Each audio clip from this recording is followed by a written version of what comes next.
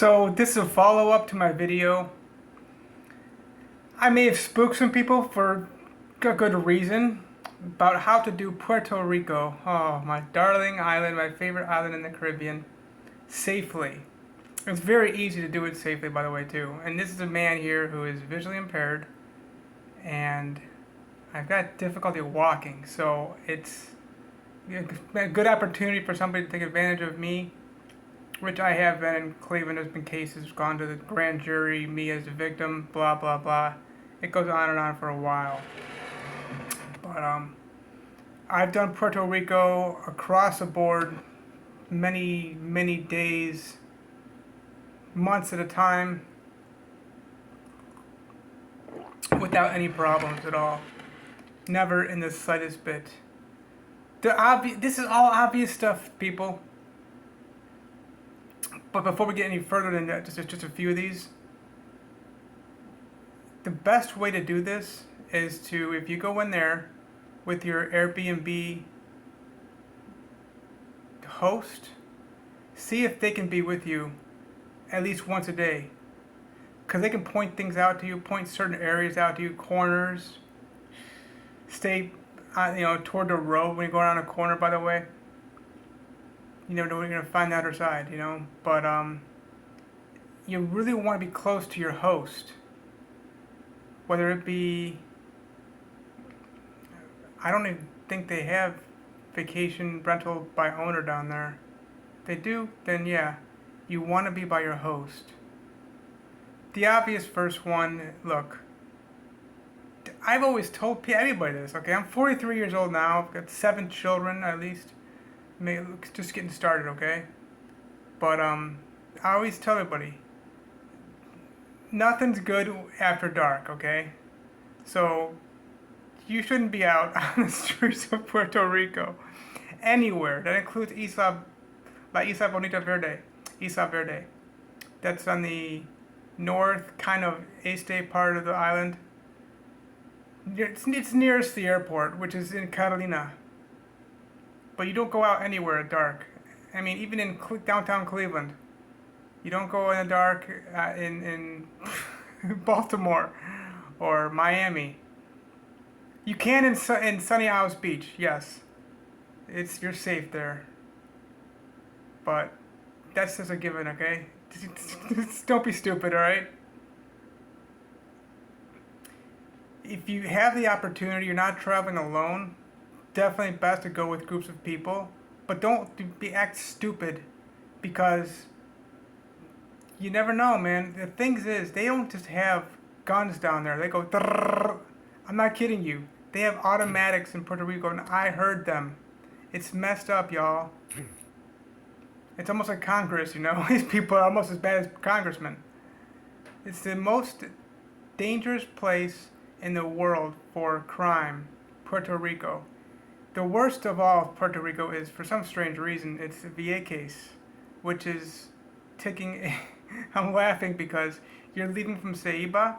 If you get on the boat, the ferry, out to VA case, it's like 30 minutes at the very most. But the thing is, you wonder what's in the backpacks of all these people that are going across from Ceiba.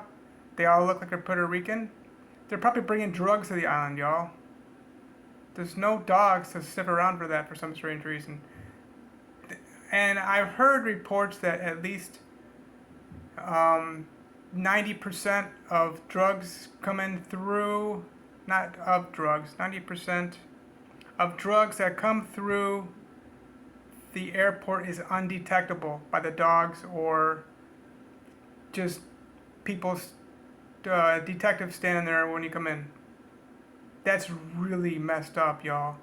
And then there's a lot of drugs coming through by boat and, by car under drawbridge. No drawbridge.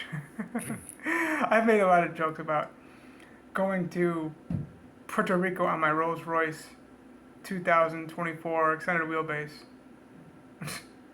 Phantom.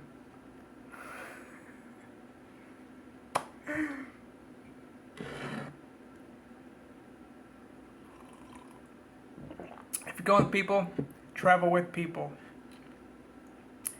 Don't you think about using cash at Paper Cash, at a Burger King, McDonald's, Taco Bell.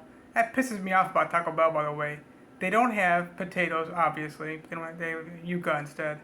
But they don't have any rice in the Taco Bell on Avenida in Isla Verde, or any Taco Bell I've heard of so far.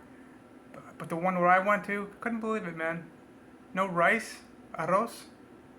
Anyway, you know the obvious stuff, okay?